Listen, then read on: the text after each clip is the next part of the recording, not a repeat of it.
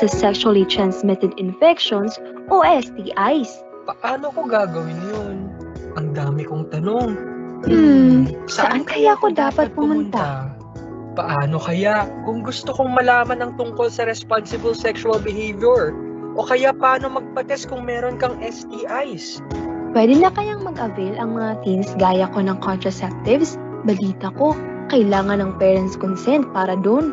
Saan at sino kaya ang mga tamang tao na pwede kong lapitan nang hindi ako ma-judge? Kailangan kasi namin tong malaman so we can make healthy choices for ourselves Before it's too late. Ang cool siguro kung alam ni nanay at tatay at nila teachers kung saan kami pwedeng pumunta. Kung gusto naming makakuha ng ganong klase ng information and services. Sana all meron! Nag-gets ka namin, kaya nandito kami para suportahan ka. We are taking a step forward to understand and find ways to help you better. At sisimulan natin yan through the CSE-ARH Convergence. The CSE-ARH Convergence ensures appropriate health services for learners through strong referral links to adolescent-friendly health facilities. Nagtutulungan ng iba't ibang ahensya ng pamahalaan tulad ng Department of Education, Department of Health, Commission on Population and Development, pati na rin ang USAID, kasama ng ibang development partners para sa inyong kalusugan. Sinimulan ito sa 2019 Teenage Pregnancy Prevention Summit. Ang goal natin ay masigurong you can make informed and healthy choices to maximize your potential sa pamamagitan ng full implementation ng Comprehensive Sexuality Education or CSE. At sa pagiging available ng Adolescent Reproductive Health o ARH services sa mga eskwelahan na isa sa mga flagship program ng OK sa DepEd. Dahil pag may CSE, mahalagang nandyan ang ARH services. Dito, kapit kamay nating palalakasin ang kapasidad ng mga pamilya, eskwelahan, health facilities, local government units at ng buong komunidad na magbigay ng quality ARH information and medical services sa inyong mga teens. Tutulong akong iling tayong mga kabataan sa serbisyong kailangan natin. Magpupursige kaming i-empower kayong mga estudyante to make informed and healthy choices. Kami naman ay magbibigay ng appropriate medical services nang walang halong judgment at sure na may confidentiality. We will make sure that your rights are protected. At kami naman ay magiging bukas sa usapang ito para konektado tayo. Mayroon ng katuwang sila nanay at tatay at sila teachers, kaya masasagot na ang questions mo. Mas madali nang i-share ang mga bagay na ito sa tahanan, sa school, at sa mga adolescent-friendly health facilities. Para may full access kayo sa serbisyong akma para sa inyo. Wow! Ang exciting! Malaking tulong to sa amin. Kaya samahan niyo kami so we can make the best choices for a healthier future.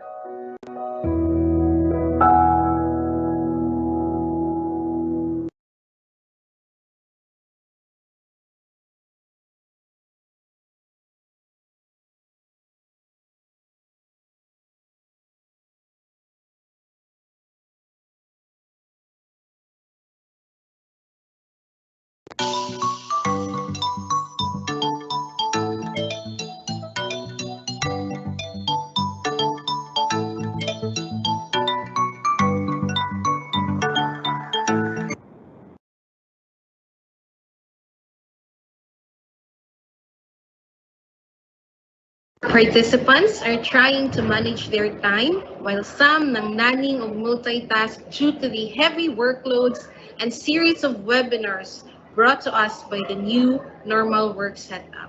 Anyhow, I thank you all for taking your time to attend this afternoon's convergence. So to start with, allow me to acknowledge and give respect to our school's division superintendent, Dr. Maharani M. Jacinto, our two ASDSS, Dr. Romeo M. Dadigdig and Dr. Raymond M. Salvador, our CID Chief, Dr. Juliet Magallanes, and our SGOD Chief, Dr. Ernesto F. Tardo, our public schools, district supervisors, school heads, school health personnel, secondary school, adolescent reproductive health coordinators, and youth formation development coordinators, teachers, our learners. Ladies and gentlemen, welcome to our Adolescent Health webinar series. To formally open this activity, let us pause for a while in silence as we acknowledge our Almighty God in prayer, to be followed by playing of the Philippine National Anthem and Zamboanga del Sur March.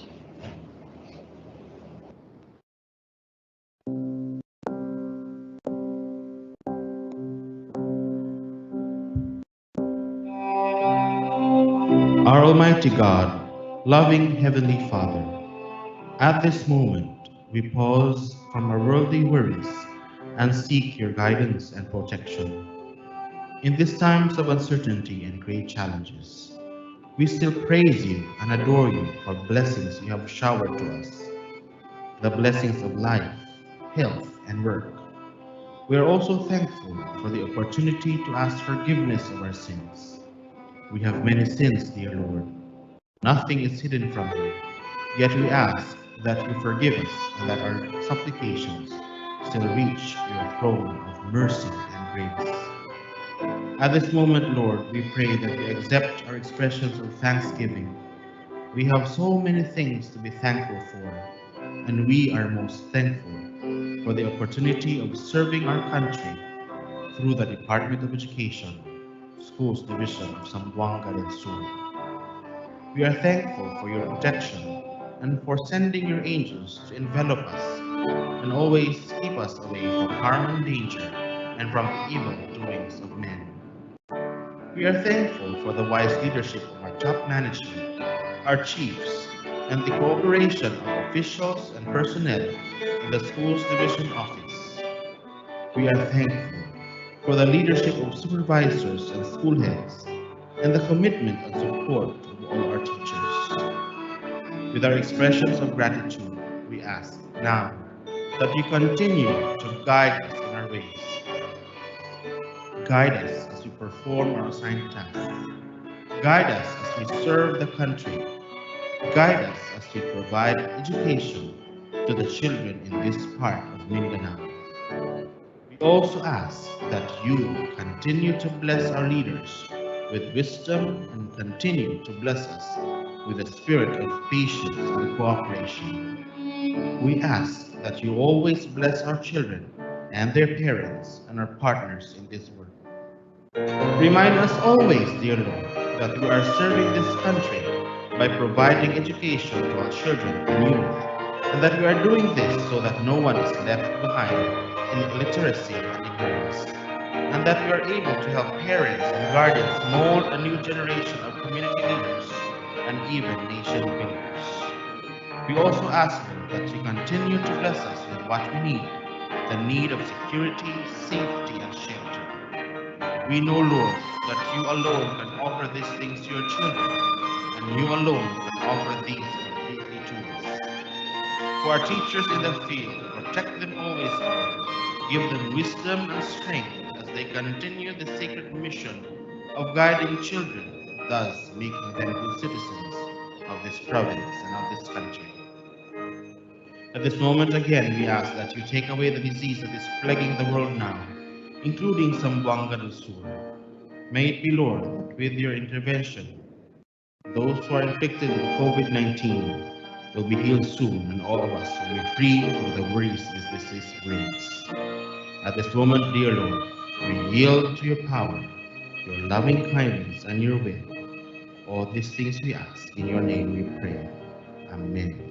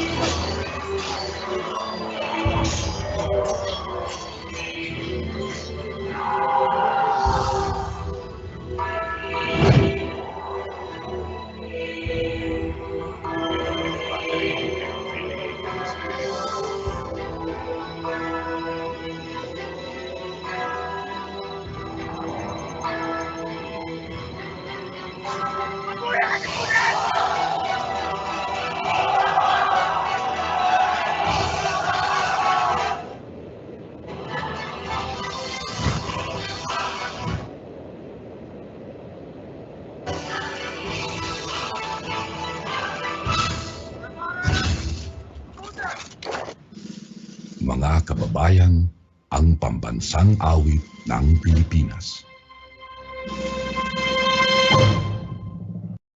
Kayang magiliw, ewan silanganan, alam ng puso, sa dibdib mo'y buhay.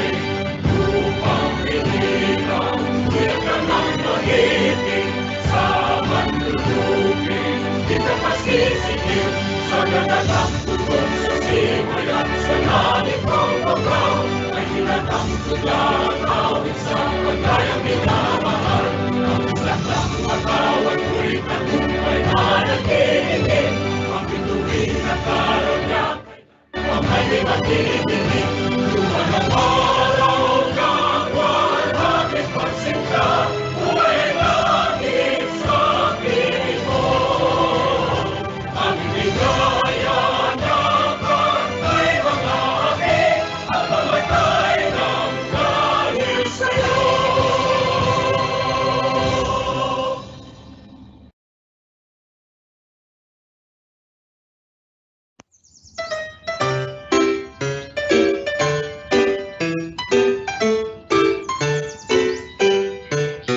With fair shores and mountains filled with treasures, on each land where dreams unfold, its people marching on to progress, hearts undaunted, brave and true. Hand in hand with brother Filipinos, Zamboanga will make you great. We'll work unceasing, without relenting, for country's might you can count on us. With fair shores and mountains filled with treasures, on each land where dreams unfold, its people marching on to progress, hearts undaunted, brave and true. Hand in hand with brother Filipinos, Zamboanga will make you great. We'll work unceasing, without relenting, for country's might you can count on us. Come to beautiful Zamboanga shore, we'll come to God's great gift given to man. Share our joys and sorrows, join in the making of the wondrous land. Zamboanga, the soon the plentiful, fill out thy own heart's spirit and soul. We will live for you, we will die for you. Here is the song, Zamboanga the soul. Come to beautiful Zamboanga shore, we'll come to God's great gift given to man. Share our joys and sorrows, join in the making of the wondrous land. Zamboanga the soon the plentiful, fill out thy own heart's spirit and soul. We will live for you, we will die for you. Here is our Zamboanga the soul.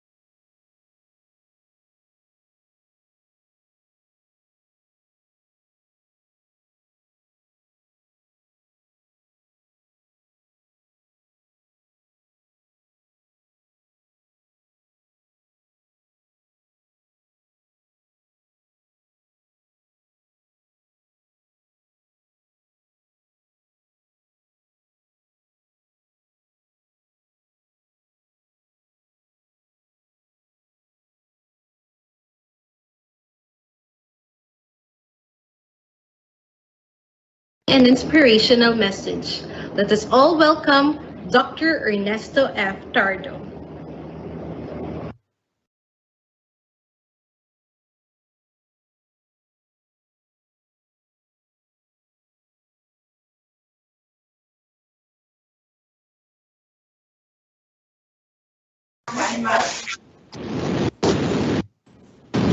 Good afternoon to everyone, to our Schools Division Superintendent, Dr. Maharani M. Jacinto, our Assistant Schools Division Superintendent, Sir Romeo Daligdig, and Sir Raymond Salvador, our Public Schools District Supervisors, Principal of Elementary and Secondary Schools, our school nurse, district nurses,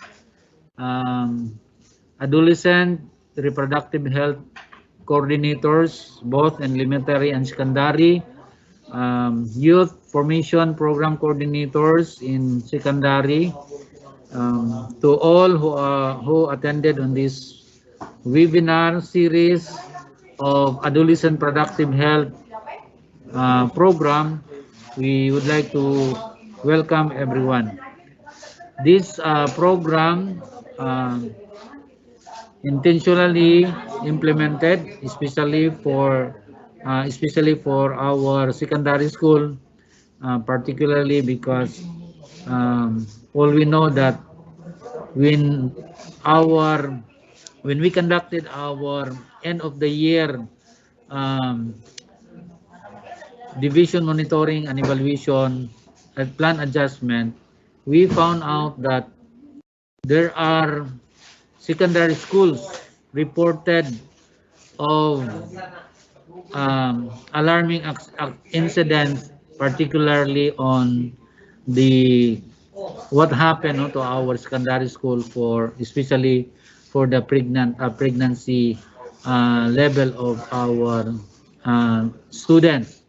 So all we know that out of this pandemic, there are a lot of challenges, particularly to our students, especially students who are not allowed to go out, and sometimes um, out of their out of the situation of their situation, they will resort to some relationship, no, and that is why there are incidents of uh, pregnancy. However, this webinar will help our parents, our teachers, in order for us to be aware on what we are going to do in relation to the reproductive health of our school children, particularly our students in the secondary. So this will be a series of webinar every Wednesday for several weeks, and we hope that the school head, particularly the school head, will give time, especially on supervising and give instruction to your youth formation coordinator or the adolescent reproductive health coordinator in the different schools. In spite of this pandemic, but we have to implement this program, because this program can really help our students on how to cope up with this challenge of this pandemic. So, in behalf of the Schools Division Superintendent and as the Chief of the School Governance and Operations Division, wherein ang health program is under, I am welcoming every participants of this webinar, and I hope and pray that you will take note on the schedule so that we can maximize the output, and when the report is needed, then you will be guided on what you are going to do and how to implement this program in your school level. So it's my prayer that we are in a safe and we are secure, because we cannot really say especially on our safety. Kaya we should be careful in everything that we do. Kaya ingat lang, no, sa bawat isa. Kaya natin itong ginagawa natin because we believe of our mandate from Department of Education to implement in our program. So gagawin natin ito hindi para sa ating sarili kundi para sa bayan, para sa mga bata. So para sa lahat, amping, ampo sa kanunay na kita na asa maayong panglawas. God bless and once again welcome to all participants on this webinar. God bless.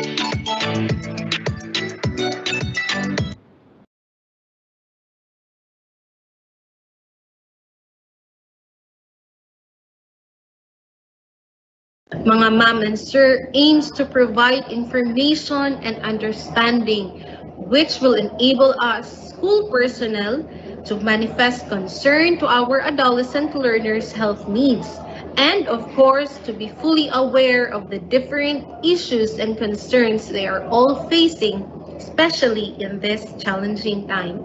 For the information of everyone, this 6 weeks webinar series are using pre-recorded video materials from the central office. So without much further ado, now we will turn the time to our first speaker who will discuss on living and eating healthy in the new normal. She is a registered nutritionist dietitian with masters in nutrition and dietetics in the Philippine Women's University. She also developed outcome-based curriculum for holistic nutrition for culinary arts as assistant professor in Manila Taytano College, and a former nutritionist dietitian of the Department of Education.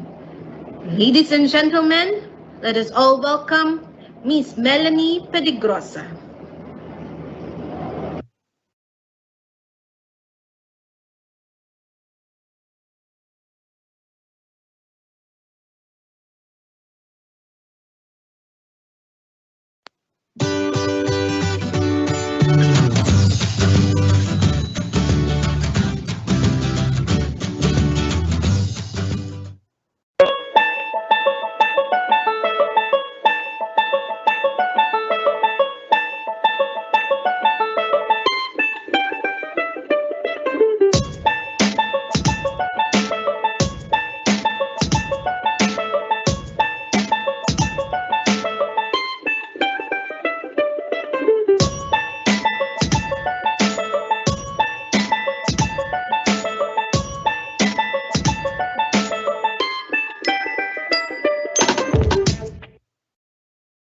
I hope you will enjoy this presentation. At the end of my presentation, I hope to discuss two things, no? Number one is to discuss ways on how to have a good nutrition and well-being during COVID-19 pandemic. And then to clarify misconceptions on dieting and exercise. Adolescents, kayo to. So adolescence is a transition period between childhood to adulthood. Kaya nga, marami sa atin at this point, period of our life, maraming nalilito kasi ang daming nababago sa katawan natin. Now, in your age group, merong tayong nagiging problem. Problem sa malnutrition. Isa ito sa mga nagiging problem ng mga adolescents. According to DOH, malnutrition is a double burden with 12.4% of adolescents wasted and 8.3 overweight or obese. Meaning, hindi lang pala problema natin yung payat, problema din ang tumataba.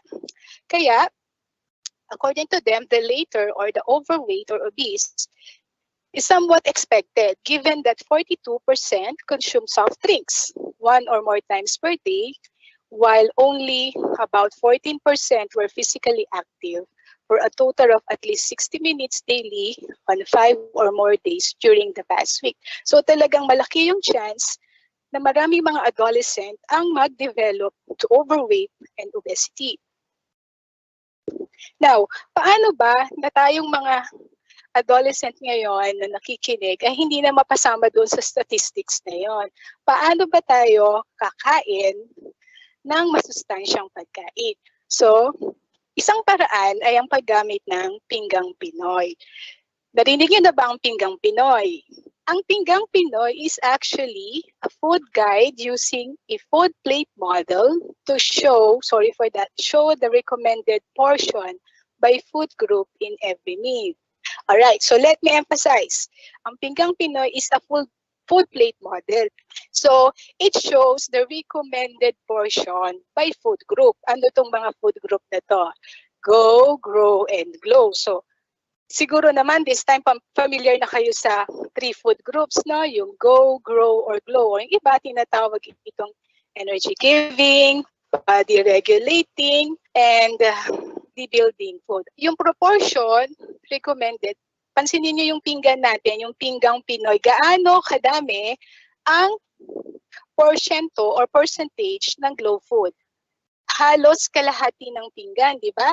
Ito'y nahati sa fruits and vegetables. And then, almost 1/4 ay nahati sa grow and glow. Now, anong mga pagkain ang kailangan natin i-consider kapag tayo mamimili ng mga go foods? So, choose whole grains like brown, corn, whole wheat bread, oatmeal, which contain more fiber and nutrients than refined grains, and are linked to lower risks of heart disease, diabetes, and other health problems. So kung meron kayong option na kumain ng brown rice instead of white rice, go for brown rice because it has more fiber and it has the capacity to lower yung risk of heart diseases by lowering cholesterol level. Next, how about choosing grow foods? No, so what do we have to include?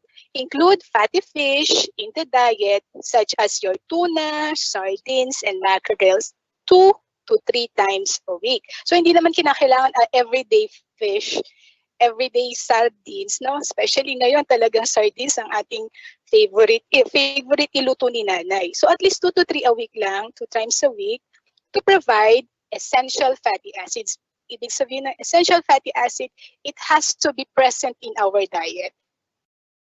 Kasi the body cannot produce this fatty acid on its own. So it should be provided daily in our diet. It helps protect against heart disease also, yung fatty acids. Also, consume milk products, and all other calcium-rich foods like dilis, small shrimps for strong bones and healthy teeth. I hope everyone is eating or drinking milk, no? At saka dilis at saka mga small shrimps for calcium source, no? And then lastly, your glow food, take green leafy vegetables. Medyo challenging kasi hindi lahat sa atin natutong kumain ng gulay nung tayo'y bata pa.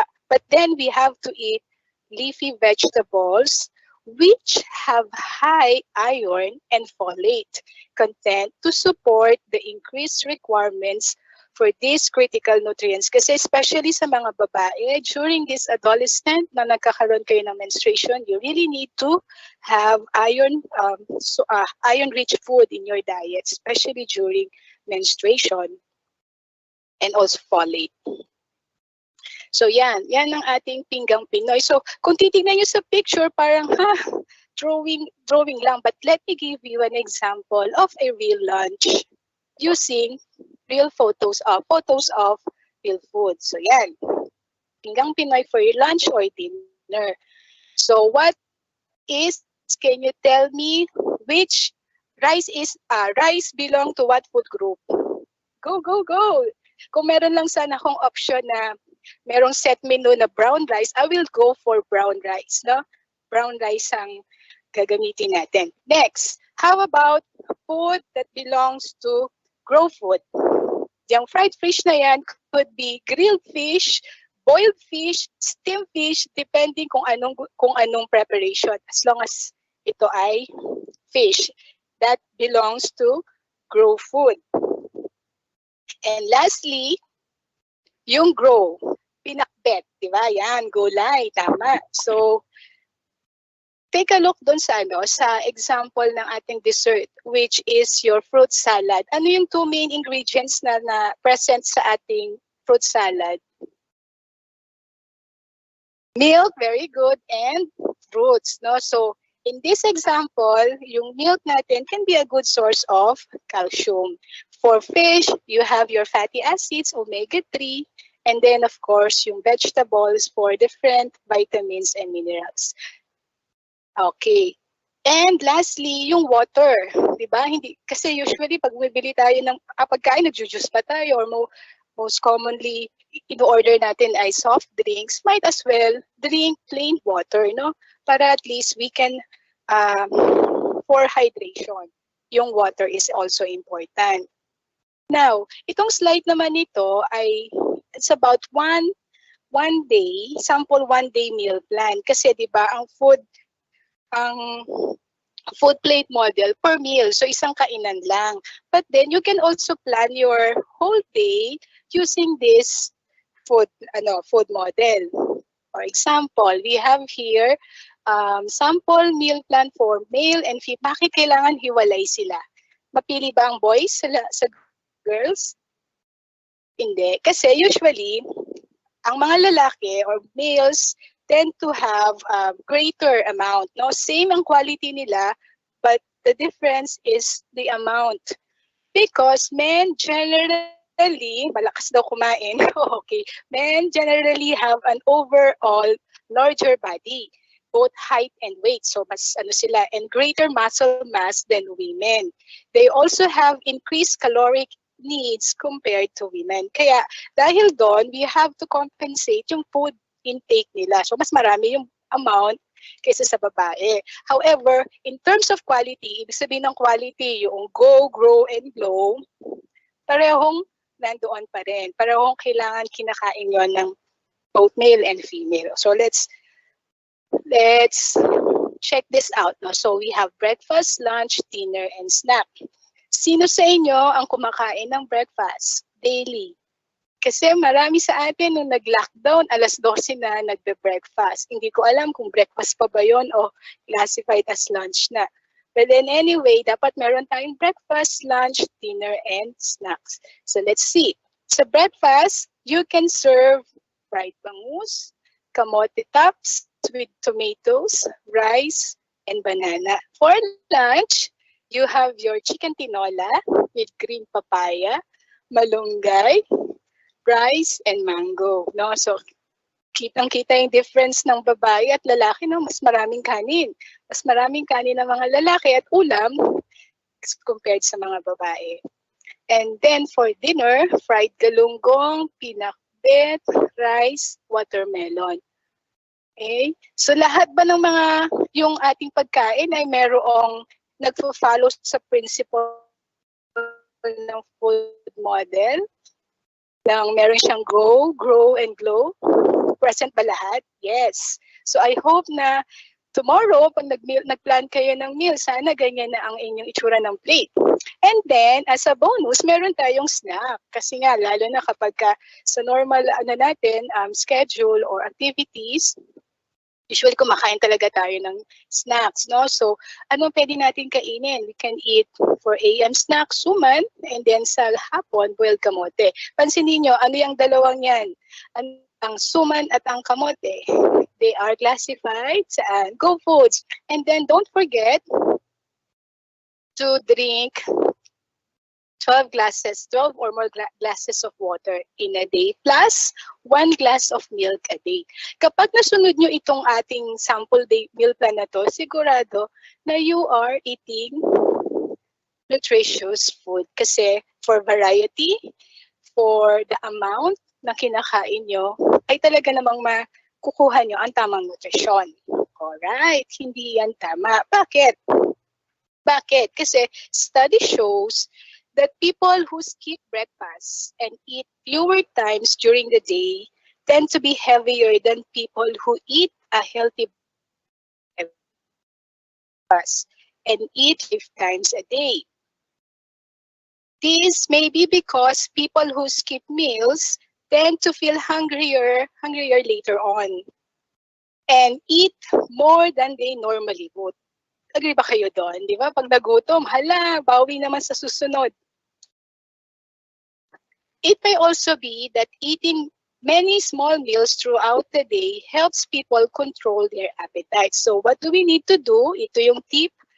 Eat small meals throughout the day. Yung tinatawag nating small frequent feeding.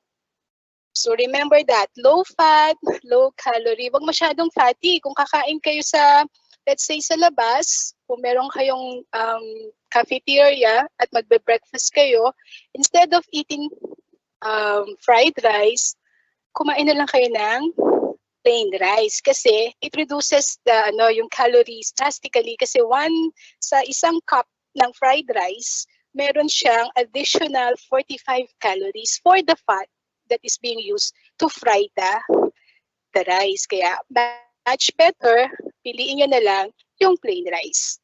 Okay? Alright. So instead of drinking soft drinks, anong gagawin? Inom na lang tayo ng tubig. Para at least tubig, wala yung calorie. Unlike sa sugary drinks like yung soft drinks or your juices, mataas pa ang kanilang calories because of the sugar content. Next, ito interesting, eating after 6 p.m. Do you agree with that? Syempre. Tignan natin. Opo daw, opo, ma-agree siya. Alright, the fact is, it does not matter what time of the day you eat. It is what and how much you eat and how much physical activity you do during the whole day that determines whether you gain, lose, or maintain your weight. No matter when you eat, your body will store extra calories as fat. Remember this, sabi, no matter what you eat, anything is in excess will be converted fat in your body, no? Kahit pa yan protein, kahit pa yan carbohydrates, lahat ng extra magiging fat sa katawan natin. So, anong tip?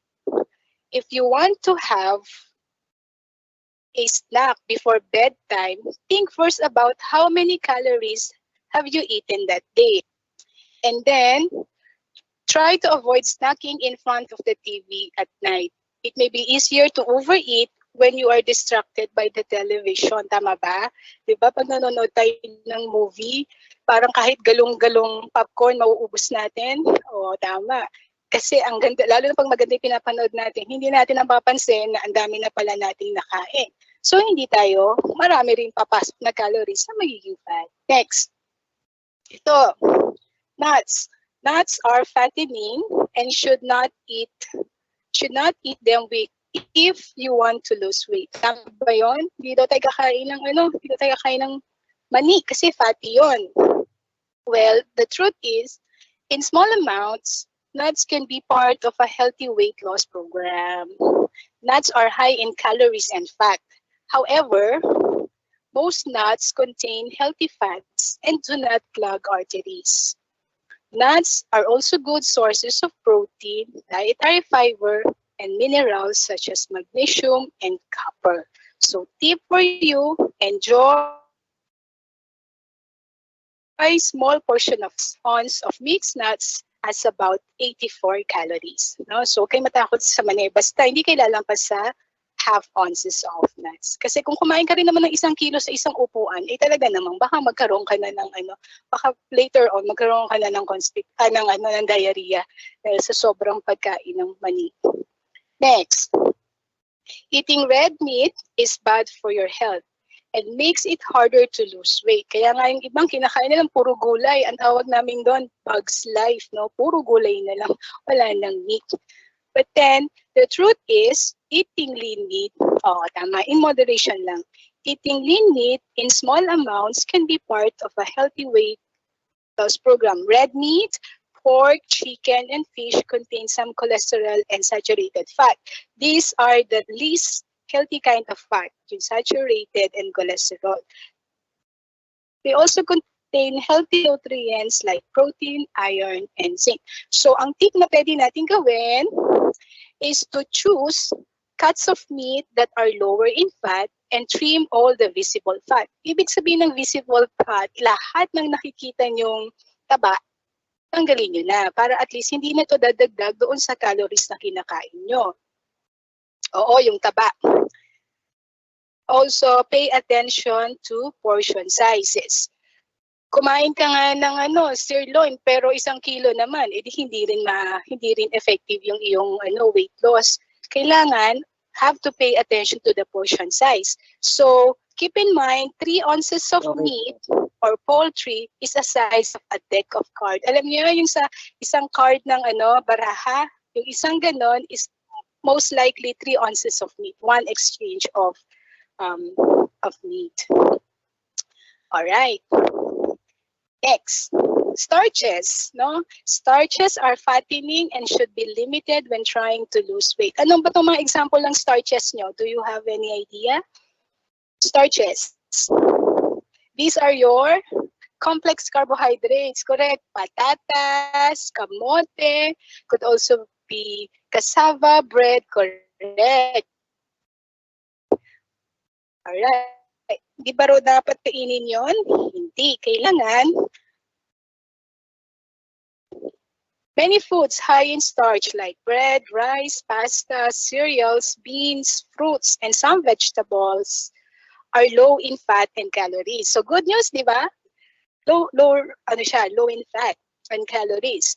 They become high in fat and calories when eaten in large portion sizes, or when covered with high-fat toppings like butter, sour cream, or mayonnaise. Ibig sabihin, kung kakain ka ng boiled kamote, as much as possible, kung ikaw ay nagpapapayat, huwag mo nang lagyan ng butter.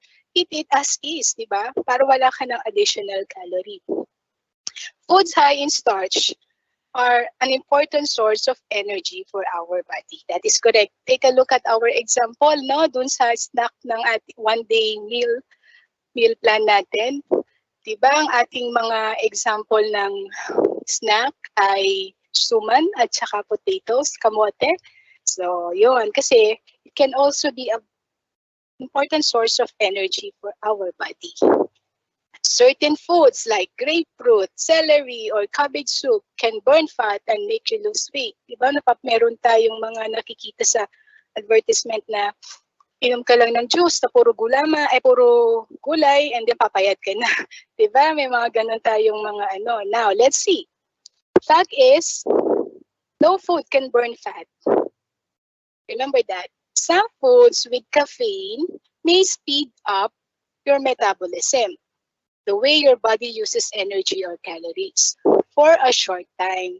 But they do not cause weight loss. So kapag may sinabi sa inyo na kumain ka ng ganito, mabuburn ng fat, hindi yun totoo.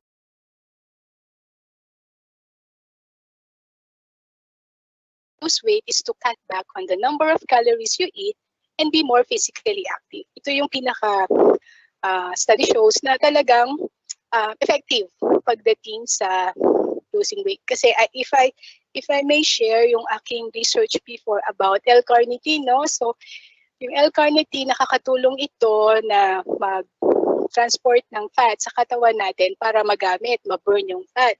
However, sa result ng study na yon, it says that yung eating the right amount at saka exercise is still the best way to lose fat in the body. Other than kesa yung uminom ka lang uminom ng L-carnitine. Kasi kung walang exercise and diet, hindi rin yun effective. Okay. Now, sa physical activity naman natin more is better. Mas marami daw, mas maraming exercise, better. Sa tingin nyo, tama ba yun? Agree? Do you agree with this? More is better sa exercise. Actually, in some things, yes. But in exercise, no. Bakit? Your body will respond in a positive manner to an appropriate amount of stress or demand placed upon it.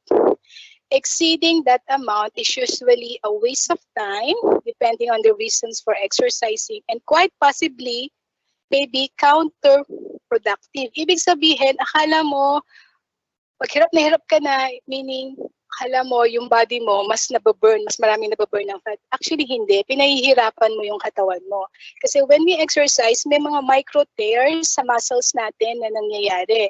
And then, with rest, at pag kumain ka ng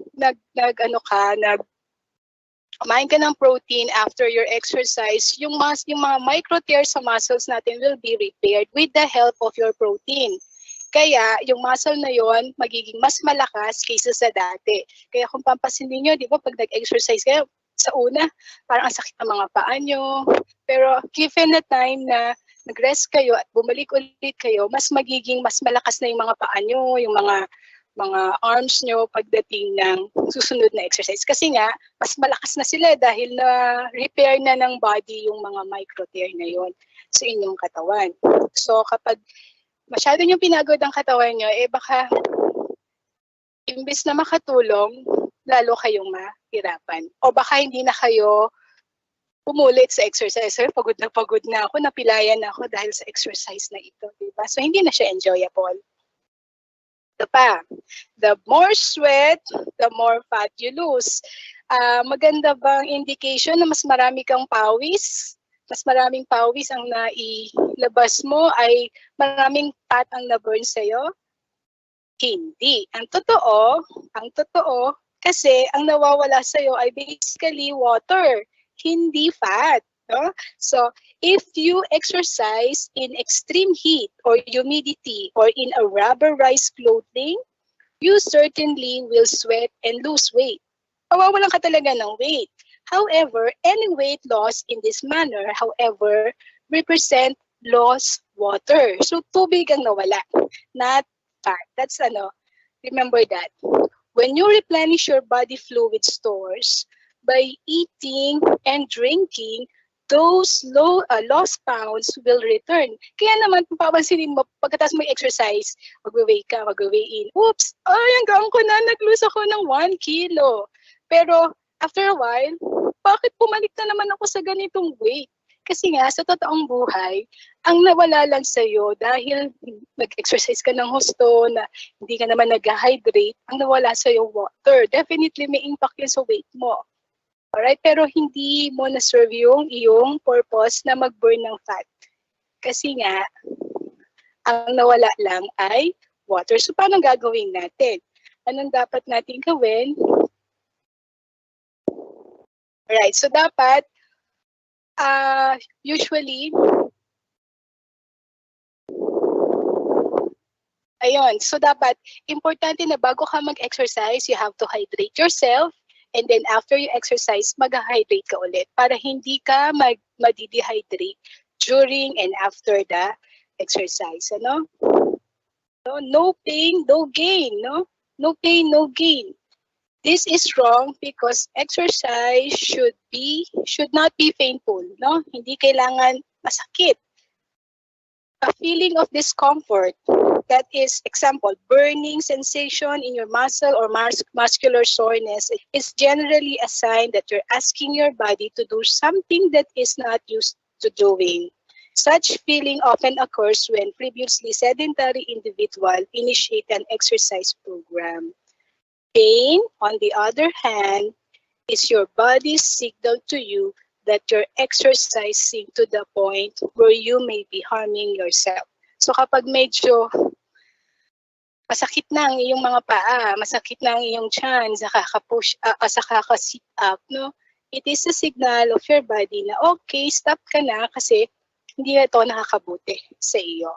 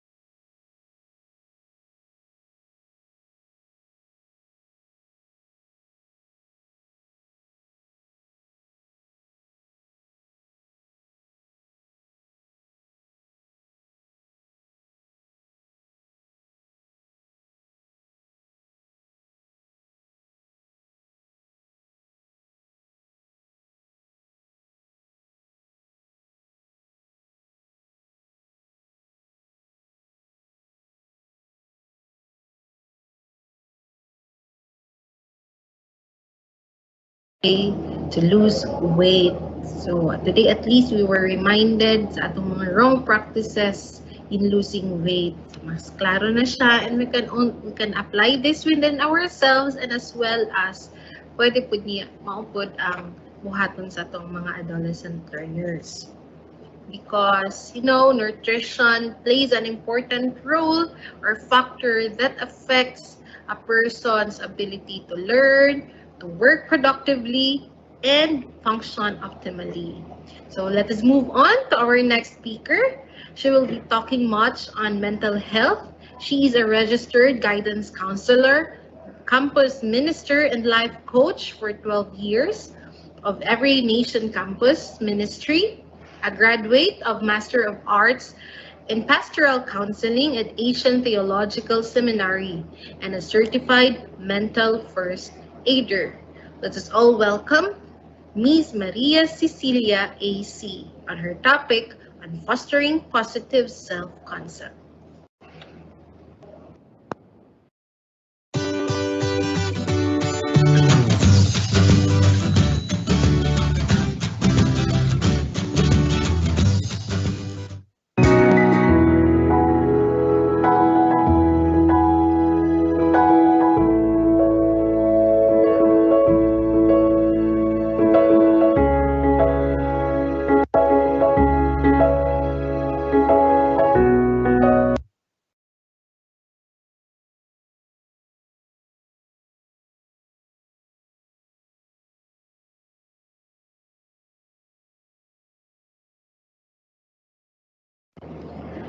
Okay, so we're done with our first topic, no? As mentioned by Ms.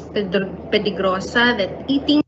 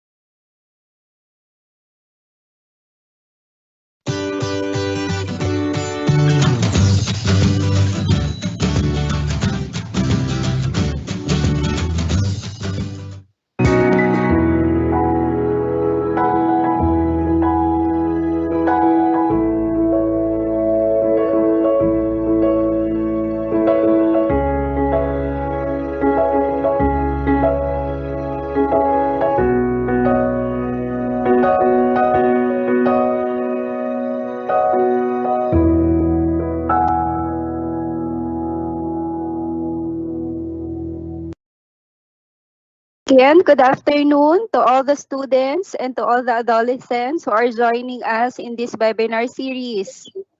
It's been 3 months already since the enhanced community quarantine, right? So we are faced with the reality that we've been staying for more than 3 months at home. So congratulate yourself, no, for staying at home the past 3 months, and for sure longer magstay pa tayo, no, sa ating mga tahanan because it's not yet done, no, the outbreak is still there. And the reality that we are facing today is not easy, especially staying at home, no, and as we stay at home, marami tayong mga na-experience at nararanasan, not only with our family, but even in our own lives, right? And because we are staying at home, nakikita din natin, no, na nagkakaroon ng discovery. So the reason of that, because of the coronavirus outbreak, kaya tayo nagstay at home, no? And because of this pandemic crisis, since first time natin siyang na-experience ever in our entire life, no? We were caught by a sudden reactions or the things that we suddenly think of kung ano yung gagawin natin because of the outbreak. And because of this, it causes us things that are inconvenient, no, in life, no? And some of us might be already somehow recognizing na because of this outbreak, nagkaroon ng fear that we might get affected by the virus. No? Even if yung mga adolescents natin and yung mga youth natin are encouraged to stay at home, no, we can't stop sometimes to recognize na may takot, no, na baka mahawa yung family members or loved ones na lumalabas, especially to those people na meron silang, those students, no, na merong relatives na nag-work outside, no, yung mga loved ones natin. Not just that, because of the coronavirus outbreak as well, we are experiencing economic crisis. Right? And in fact, no, sabi sa Department of Labor and Employment, 2,000 companies daw ang nag-declare ng permanent closure. So hindi madali din, no, ang nangyayari because of the outbreak na we didn't really expect it to happen. And because of that, maraming nawalan ng work. And not just that, even affected, no, one way or another tayo, especially yung mga nandito ngayon, no, who are joining us. And sad to say, there were news already na may mga people din, some of the people are having a hard time na makabili ng phone because nagkaroon din ng changes. Like we're already hearing a new normal way of living life, right? And because of this as well, nagkaroon ng fear of the future. Mga questions such as ano kaya ang mangyayari, no, bukas, no?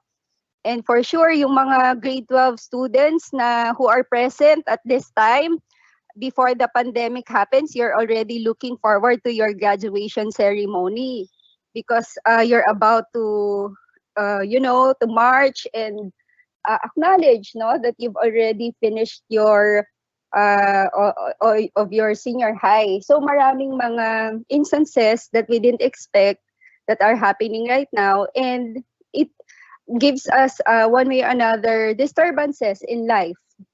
We're gonna talk about the mental health, no? Kasi affected. There's a growing concerns and at the same time growing talk about mental health kasi nagkakaroon ng ng mga emotions na we're maybe not aware of, and there's a growing campaign already for us to have self-awareness and at the same time to look into ourselves of what's going on deep within. Kasi because dahil nga nagkaroon na ng change, no? And we are calling it the new normal already. So hindi na yung dating gawin natin, hindi na yun yung nangyayari at this moment in time. So may change. And ang change kasi would take us will allow us to adjust, no, sa mga bagay na ginagawa natin. But this change can also be seen as a chance or an opportunity for us to discover ourselves, no?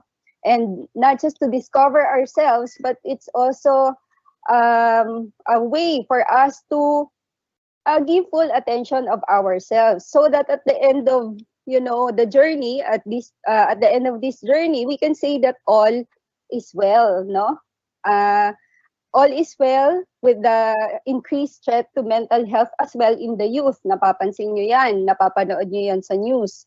And even kayo, sometimes, you're catching yourself feeling sad, diba?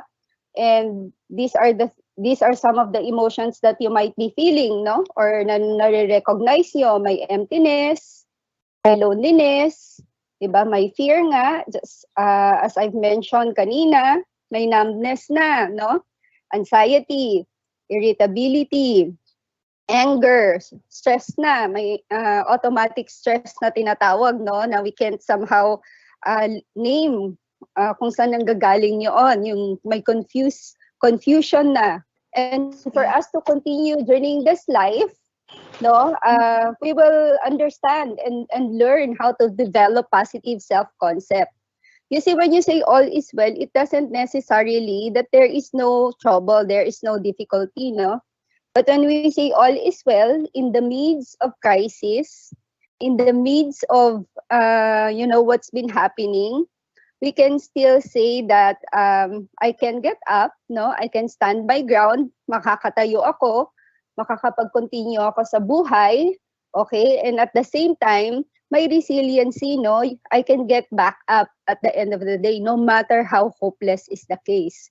So this afternoon, we're gonna talk about self-concept, no? Paano mag-develop ng self-concept, because this is essential, especially sa mga na-experience natin today because of the pandemic. So we're gonna answer these questions.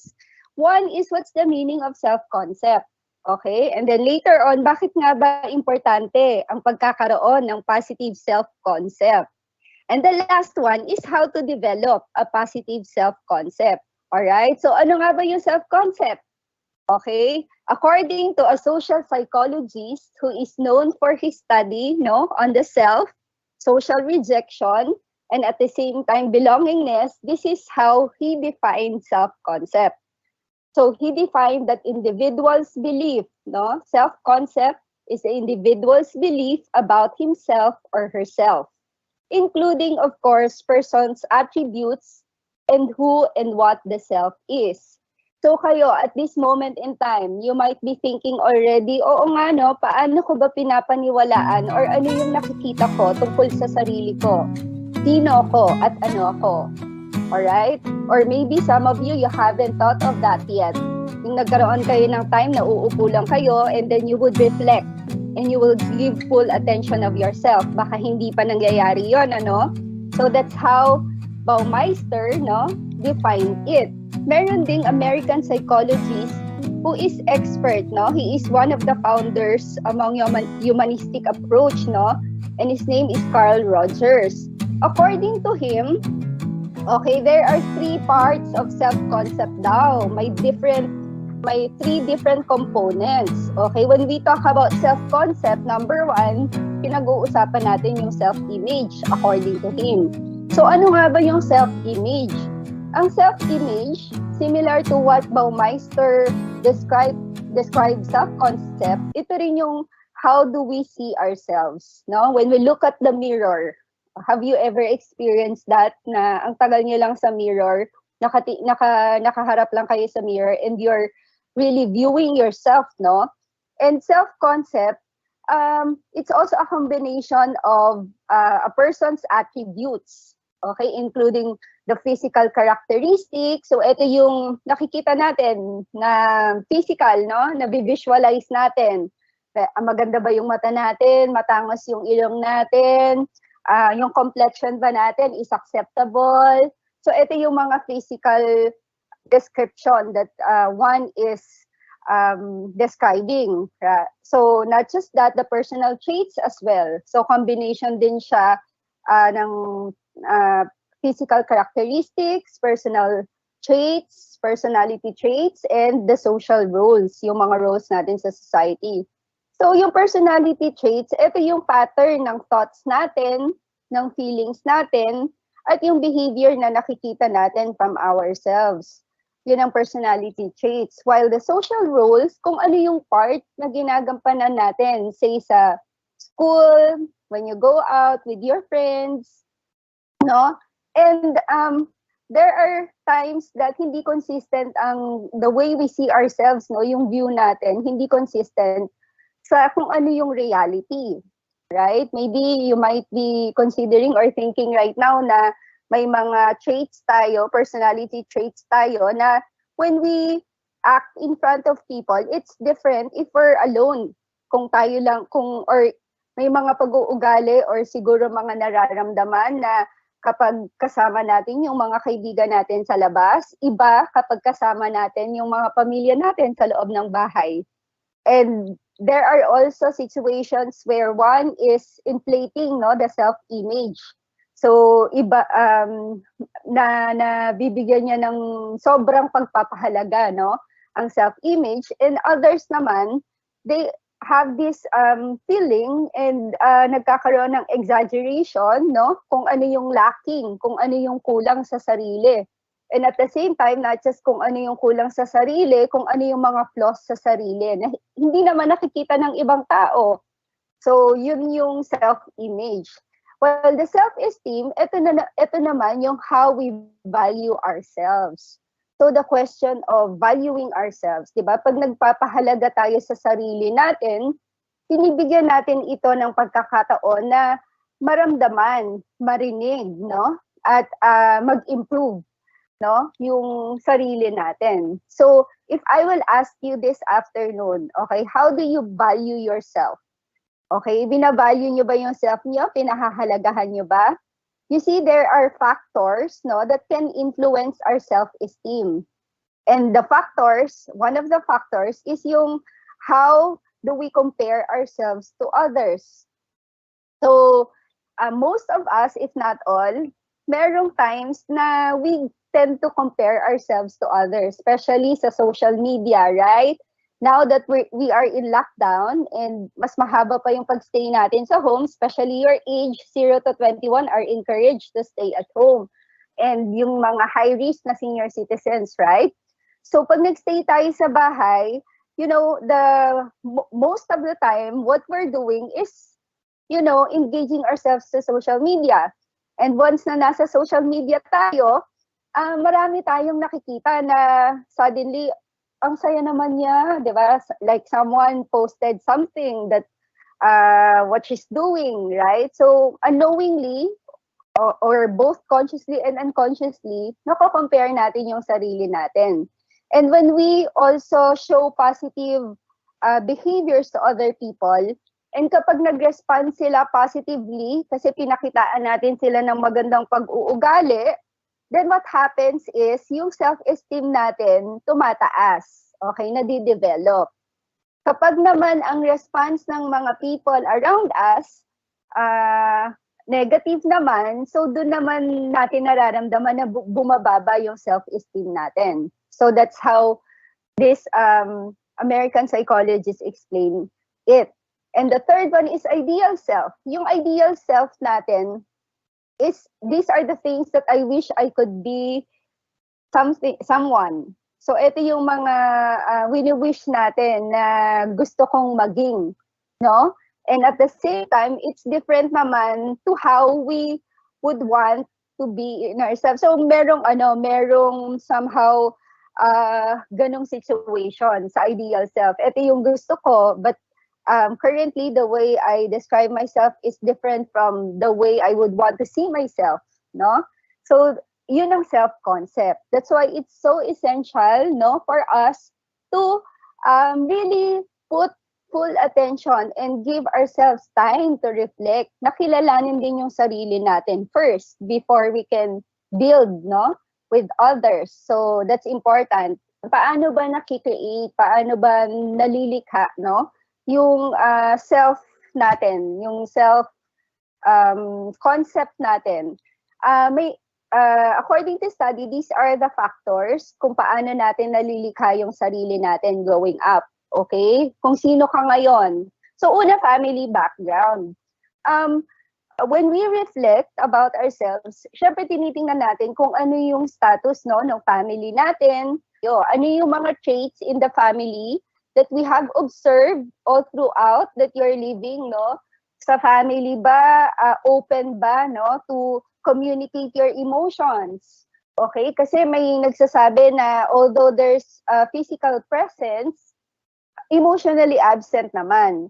So I've talked to some of the students, no, na marami akong naririnig na hindi po kami sanay na mag-share kung ano yung nararamdaman namin. Or others naman would describe it like may mga parents na, you know, it has also to do with the way they grew up, no? Maybe, kasi may mga parents naman ding pag sinabi ko daw, pag shinare ko po yung nararamdaman ko, for example, nalulungkot ako or may tumatakbo sa isip ko, no, na somehow harmful. Pag ino-open sa parents ng ibang mga students, the parents would say, quote-unquote, no? But of course, not taking it against them. Dahil baka yun lang yung split of tongue, no? Yun lang yung nasabi nilang bigla na nag-iinarte ka lang. O kaya sometimes, kaya mo yan kaagad na response, no? Towards sa kung ano man yung gusto mong i-open na emotions, no? So may ganong trait sa family. So, may factor yon para makapag-create tayo ng what kind of self-concept, no? Do we want to see ourselves? Tapos yung childhood environment then, di ba? Growing up, even before you were in the womb of your mom, what was the emotions of your parents? So it has also to do with that, no? Na na-form then yung individual because of that. At the same time, ano yung environment when you were the formative years, no? Yung formative years kasi is until 5 years old. So how was the environment sa family, sa neighbors? Nagkaroon ba ng unconditional positive regard? And when you say unconditional positive regard, it talks about yung kapag nagagalit ka ba, were you allowed to somehow express, no? Yung mga emotions in such a way that you wouldn't feel guilty, no? So may ganong factor. Of course, education, yung ability mo to perform, no, in your school. So have you noticed yourself like when you get a high grades, then you feel good, right? And then when you get naman lower grades or suddenly may bagsak because of valid reason, suddenly you would feel sad. You would feel like I'm not worthy anymore. So may mga ganon. So it has a factor din siya, no, of creating self-concept. And again, social interaction. How are you when you socialize? No, ikaw ba ay introvert or extrovert or ambivalent? 'Di ba? May mga ganon. And it has also to do with your spirituality, no? Yung faith mo. Saan mo sa ano yung foundation ng faith mo. So these are the collective research, no, na paano ma-create ang self-concept. Now, bakit nga ba importante na magkaroon ng positive self-concept, no? Bakit siya essential? Kailangan ba talaga siya? So those questions. You see, it's important because number one, it influences how you think, how you feel, and how you behave. Kasi our mind is very strong, no? It's powerful. What we think, we become. There's this philosopher who stated that. So partly it's true and it's happening. Kaya mag-start siya on how we think about ourselves. And then, affected na yung feelings natin and yung behavior natin. So, kaya it's very essential, no, to build a positive self-concept. And the second reason is also so that you can protect yourself from possible destruction.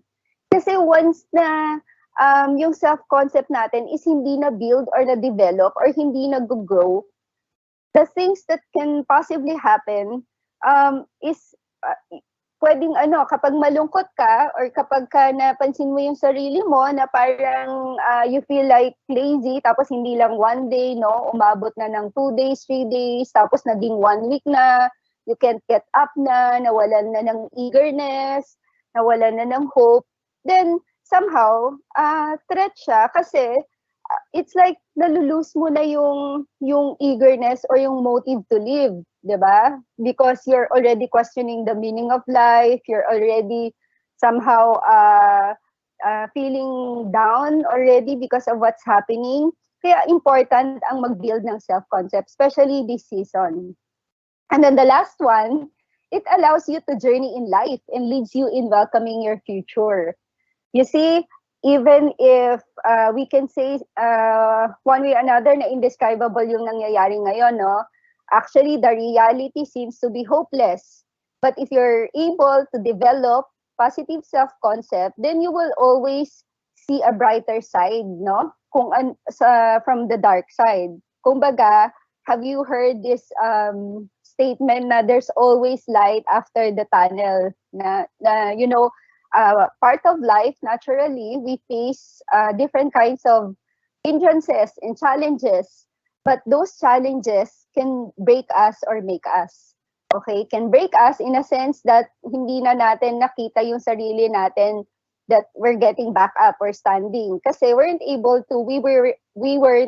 to develop positive self-concept. So now, how to develop positive self-concept? Because it's important. And essential siya, no, in facing life.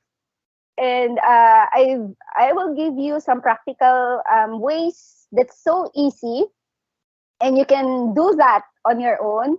And then so that you won't forget it, I created the I Discover. See, kung ano yung nangyayari ngayon, it's new. This generation, we just first experience yung pandemic crisis, no, yung coronavirus. So, dahil first time natin siyang na-experience, let's discover. You put yourself and allow yourself to be in self-discovery. So, can everyone say, I discover? All right. So, how? How to develop? First is to identify my uniqueness. So, I made my statement the word my so that you can also verbalize. You can also say it, no? Identify my uniqueness. You see, everyone is unique, all right? No matter how you think about yourself compared to others, unique ka pa rin, nag-iisa ka, no? Wala kang katulad.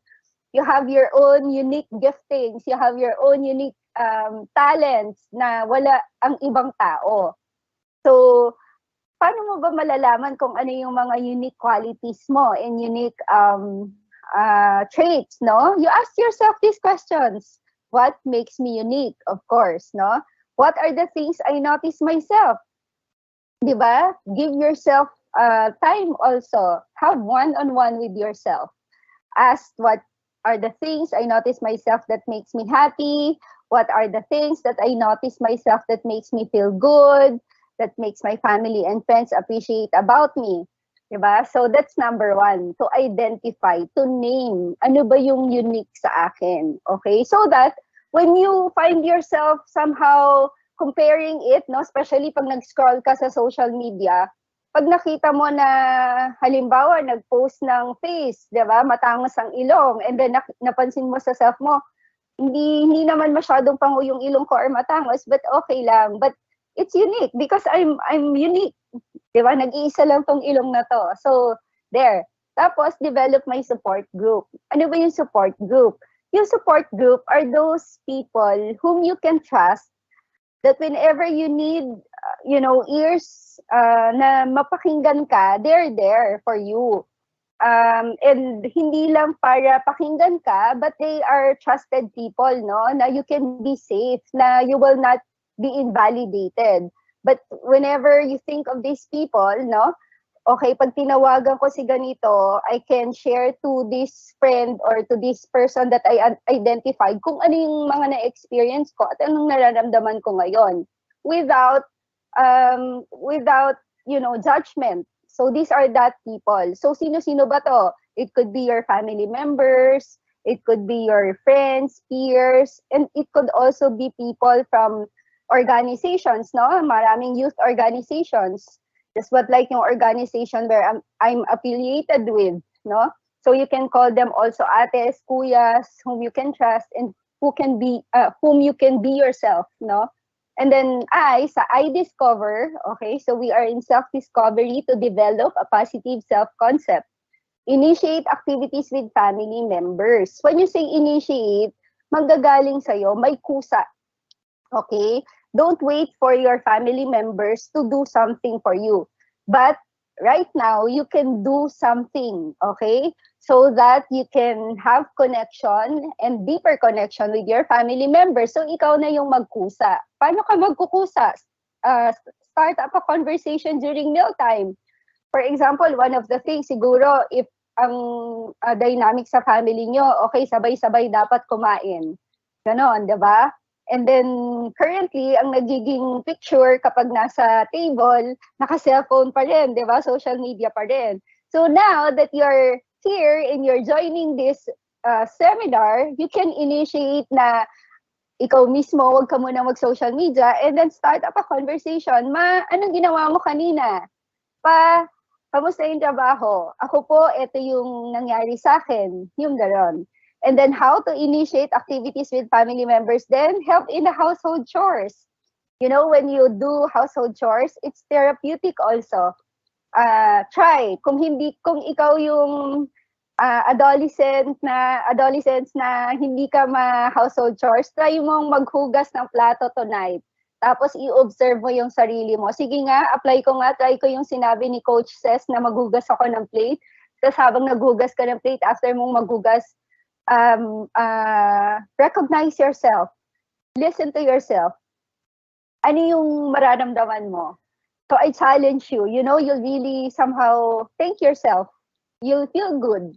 No, na nakapaghugas ka. Another thing is join your parents in watching news or your siblings in movies. Siyain mo sila, di ba? May mga times that you want to be alone. That's fine. But wag naman most of the time. Okay? So give yourself time where you can also spend with them. Okay? So I discover is to sleep well. Very important yung sleep. Sa age na your age, no, ang suggested sleeping time is 7 to 10 hours, 7 to 9 hours. Bakit importante yung sleep? Kasi connected siya sa physical health natin, and at the same time, yung concentration natin, okay? Affected din yung concentration natin kung wala tayong sleep. So, by this time, pansinin nyo din yung sarili nyo na, okay, para pala makapag-develop ako ng positive self-concept, I need to sleep. I need to have enough sleep. Okay? So if you recall the past 7 days, were you able to sleep ng at least 7 to 9 hours?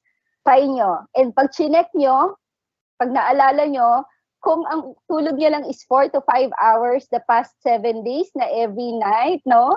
Or kaya less than 5 hours, pansinin nyo, ang low ng pakiramdam. Okay? So that's important, no? To have enough sleep. So sleep well. And then C, call myself out from unhealthy thoughts, emotions, and behaviors. Calling yourself out means confronting. Okay, when do you confront yourself? When do you call yourself out? Prolonged emotional stress. So alam natin yun, like anyone who is aware, no, with oneself can say whether ang condition ng emotions is low or high or wala lang or so-so lang, diba? So call yourself out. Say to yourself, I will call myself out. Okay? And then there are irrational thoughts. Ano ba yung irrational thoughts na na-form? Ayan, yung sa picture. Diba? You always think na I'm going to fail. I can't do anything right. Okay? They must hate me. So these are the thoughts that were formed sa mind natin na inalaw natin, no, na ma-form, no, sa mind natin. And then may mga times na I don't talk to people. I don't want to talk to people, no, and isolating yourself. So call it out, okay? I'm recognizing right now, why do I feel like I just want to be alone for a long time, no? So that's also how you can develop a positive self-concept. So these are the things that you have to be watchful of, no?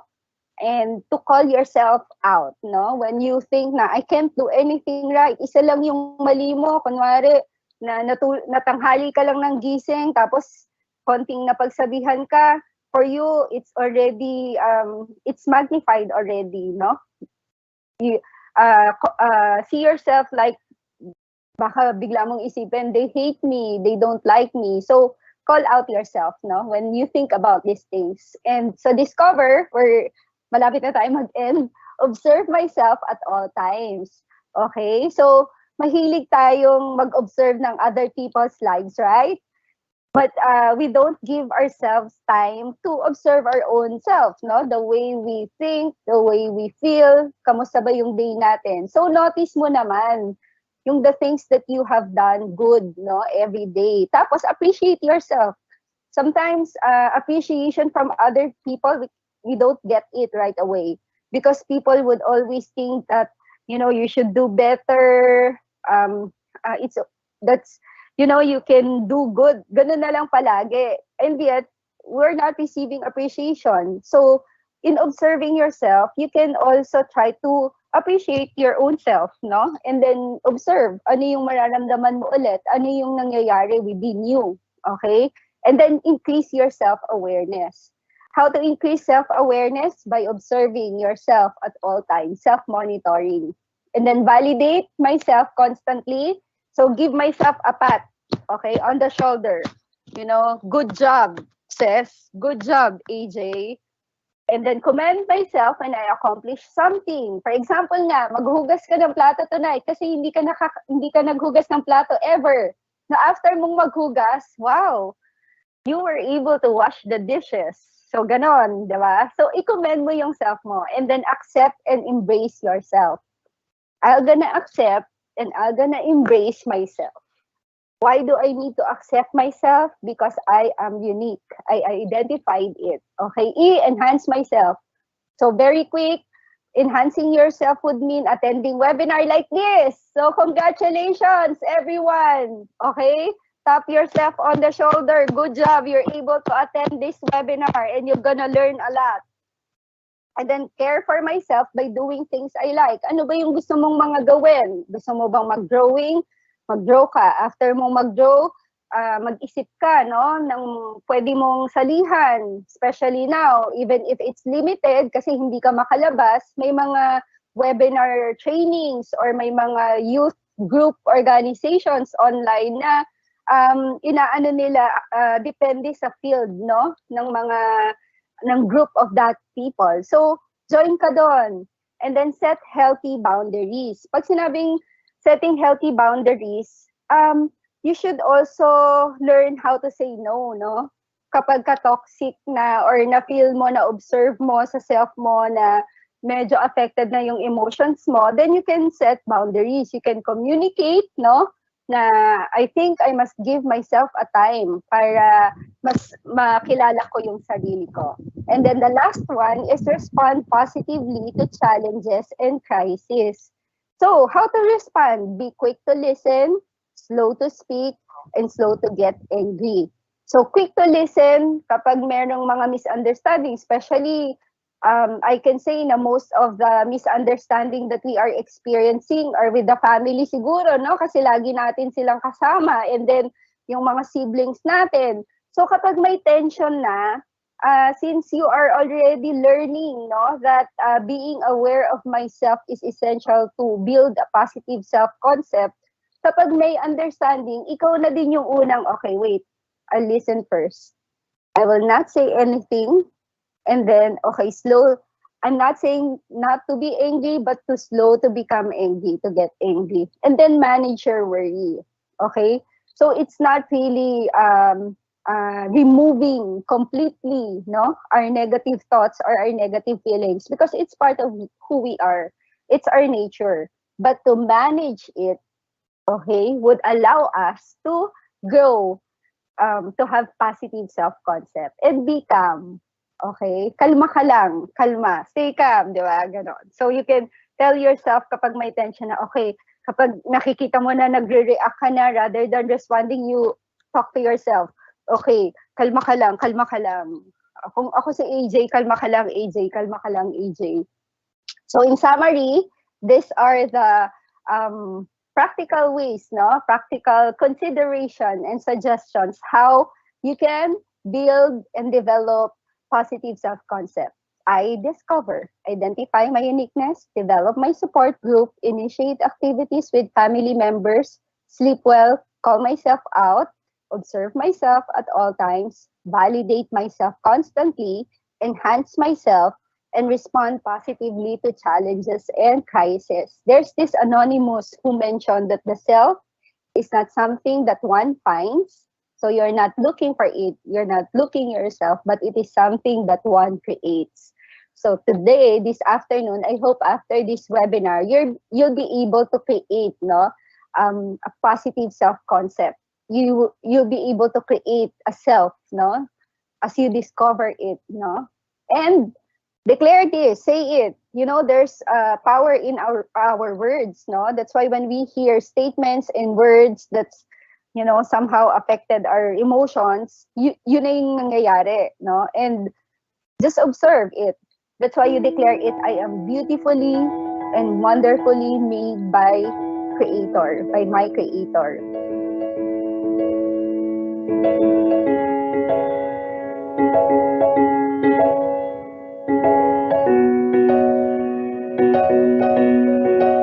Write down 5 things you suddenly think about yourself. So yung naisip mo lang, sino ba ako? Ano ako?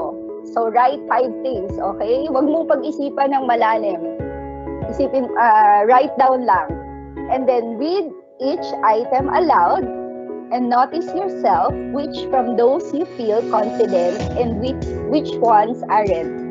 So pag binasa mo, for example, ako ay masiyahin kapag kasama ko ang aking mga kaibigan.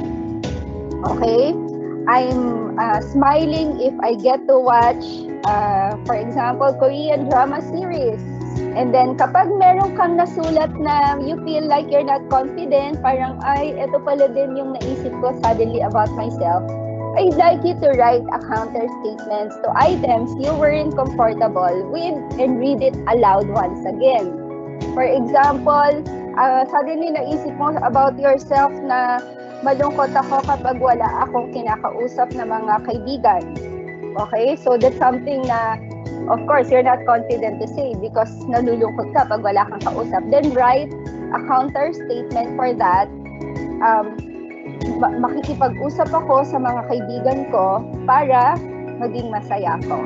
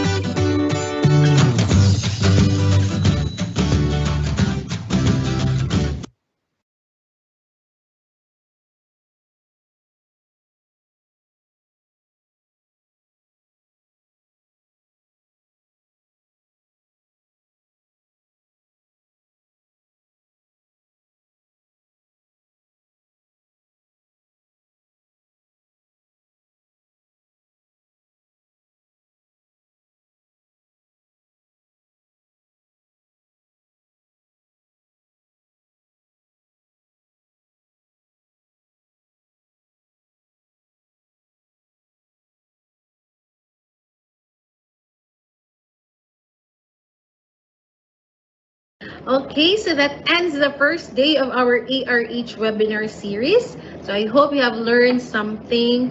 No, it's a 6-week webinar as I mentioned a while ago. So I hope for the coming weeks maka-attend gihapon ta. And I would like to again thank you all for your attendance and special recognition and thanks to our education program specialist too, Sir J. Fricks Katakutan, for always extending your technical assistance, especially aning ka-complicated sa atong mga online lectures and mga online webinars. And of course, to our SGOD chief for the support, and to everyone who stayed up to this end. My fellow school nurses, mga school ARH coordinators, YFT coordinators, and to everyone, if naay learners or teachers nga naminaw, thank you all. And for the participants, we will be sending you a copy of today's lecture through your school nurses so that you can cascade these videos to your respective schools and share these videos to your adolescent learners as well. Okay? Or you may also visit our DepEd Cares for Youth Facebook group page because we will be posting topics, mga discussions, or updates that will equip and help us to nurture or mold our adolescents to become a responsible, healthy, and empowered individuals. So this has been Zendal Ansi Esplana, your Division ARH Coordinator, saying, para sa bata, para sa bayan, sulong edukalidad, mabuhay po tayong lahat.